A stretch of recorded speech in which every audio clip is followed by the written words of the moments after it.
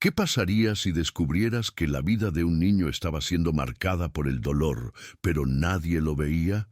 En una mansión rodeada de lujo y superficialidad, un pequeño sufre en silencio, mientras los adultos a su alrededor están cegados por su propio egoísmo. Esta es una historia sobre la indiferencia, el poder del control y la valentía de una persona común que decide intervenir. ¿Qué harías tú si fueras testigo de un sufrimiento tan oculto? Te invito a quedarte con nosotros para descubrirlo. Si te gusta este tipo de contenido, no olvides suscribirte a nuestro canal Cuentos para el Alma, donde subimos 3 videos al día.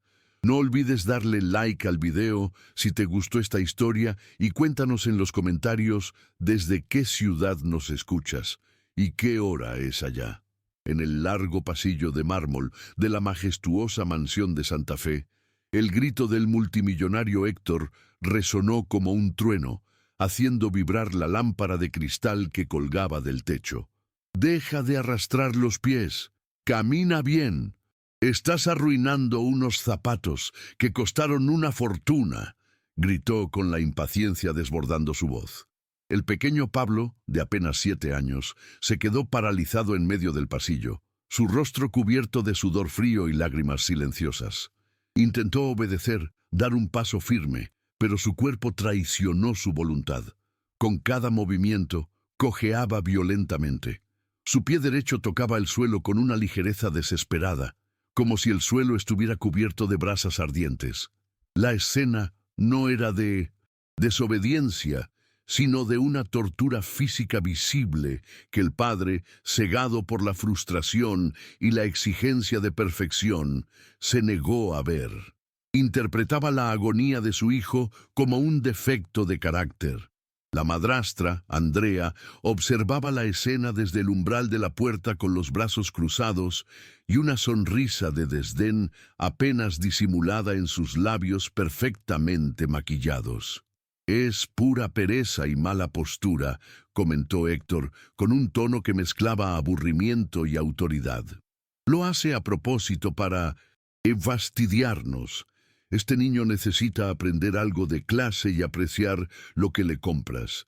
Sus palabras alimentaron la ira de Héctor, validando su severidad y transformando el dolor del niño en una cuestión de disciplina y etiqueta.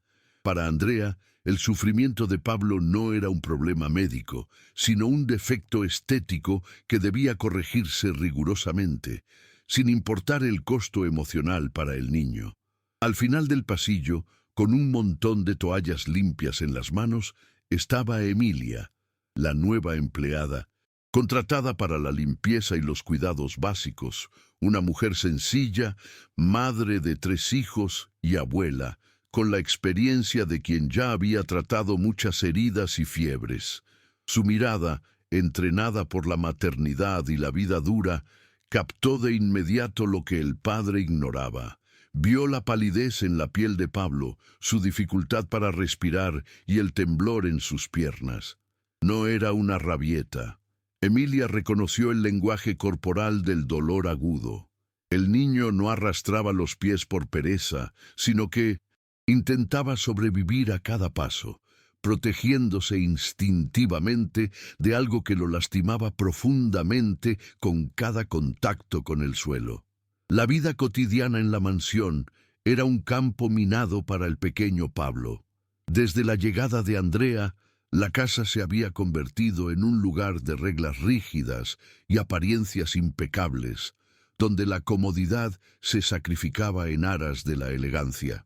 Héctor, estresado por la gestión de sus negocios y ansioso por complacer a su nueva prometida, le había delegado las decisiones sobre la rutina y la vestimenta de su hijo. No se dio cuenta de que, al hacerlo, lo había entregado a un carcelero que usaba la moda como instrumento de control. Pablo vivía bajo vigilancia constante, rodeado de lujo, pero privado de afecto, sintiéndose un intruso en su propia casa, culpable por no poder cumplir las inalcanzables expectativas de su padre. Emilia, en sus pocos días en la casa, ya había notado un patrón inquietante. Pablo era un niño activo y vivaz por las mañanas, cuando aún estaba en pijama, pero en cuanto se vestía para el día, su luz se apagaba. Observó que, cada vez que el niño lograba quitarse los zapatos disimuladamente, dejaba escapar un profundo suspiro de alivio, relajaba los hombros y se masajeaba frenéticamente la planta del pie derecho. Emilia ya había revisado discretamente sus calcetines, esperando encontrar sangre o una ampolla, pero no había nada visible. El misterio de ese dolor invisible la inquietaba, una disonancia que su intuición no podía ignorar. La tensión en el pasillo llegó a su punto máximo cuando Héctor, impaciente, amenazó con quitarle todos los juguetes a su hijo si no caminaba como un hombre hasta el coche. Aterrorizado, Pablo presionó el pie contra el suelo, dejando escapar un gemido ahogado, que fue opacado por el sonido de los pasos firmes de Andrea acercándose. Emilia sintió una opresión en el pecho, la necesidad de intervenir, pero sabía que su posición era precaria. Sin embargo, al ver al niño morderse el labio hasta casi sangrar para no gritar, se dio cuenta de que el peligro no estaba en su postura, sino en lo que llevaba puesto. Había un secreto cruel en esos zapatos de cuero italiano, y la sospecha comenzó a formarse en su mente como una tormenta silenciosa. Emilia veía lo que nadie más veía. El misterio estaba a punto de revelarse.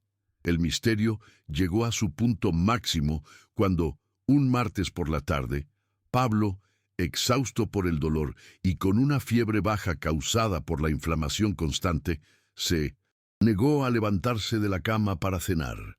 Héctor, al llegar a casa del trabajo y encontrar a su hijo tendido allí, lo consideró el colmo de la desobediencia.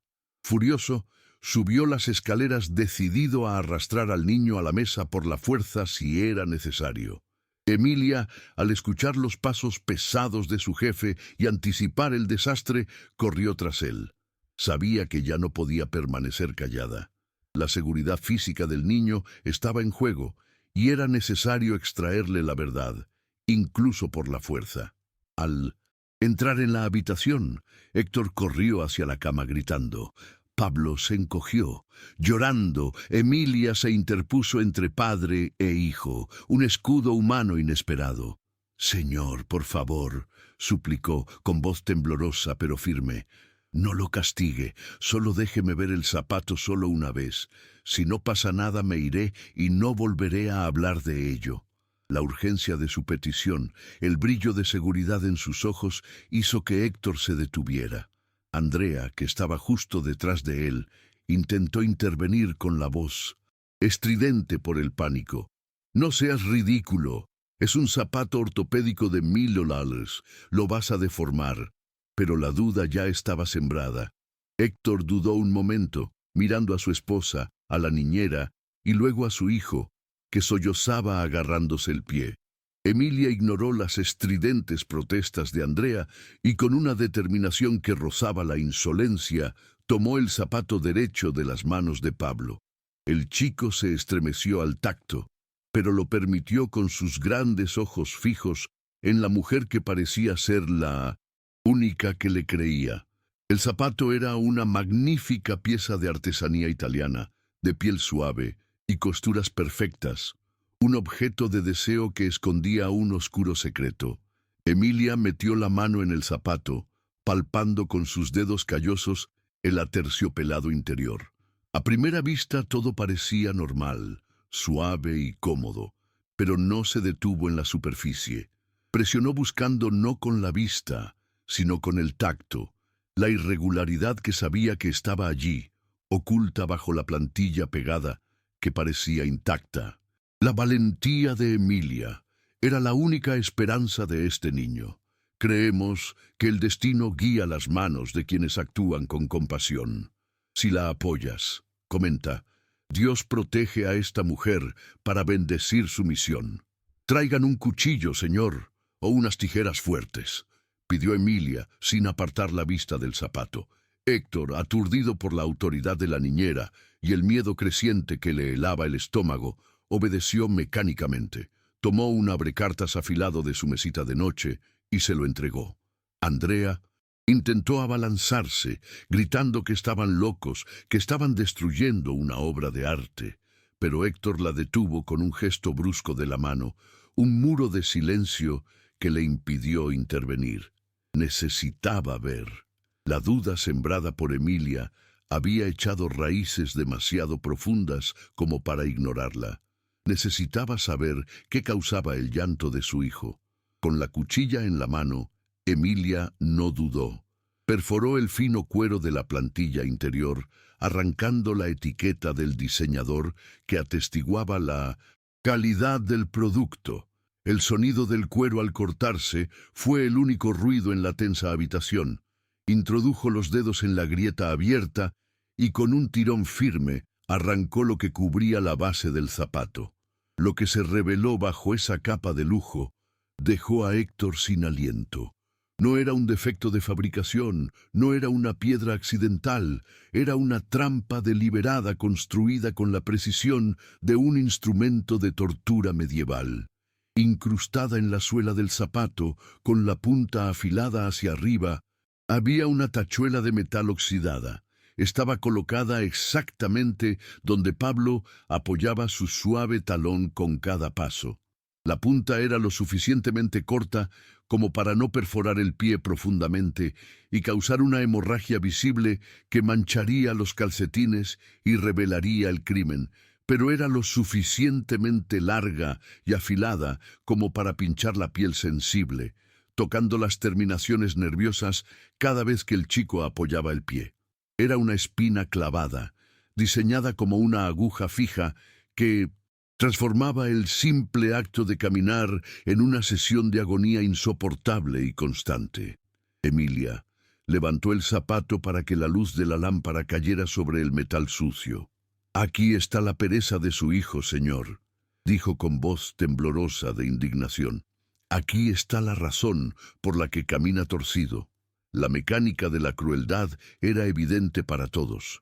Cuando Pablo estaba sentado, la presión disminuía, pero en cuanto se levantaba, mientras su padre gritaba, el peso de su cuerpo presionaba la carne contra el metal. La infección, el dolor, la cojera, todo era una respuesta biológica a un ataque continuo.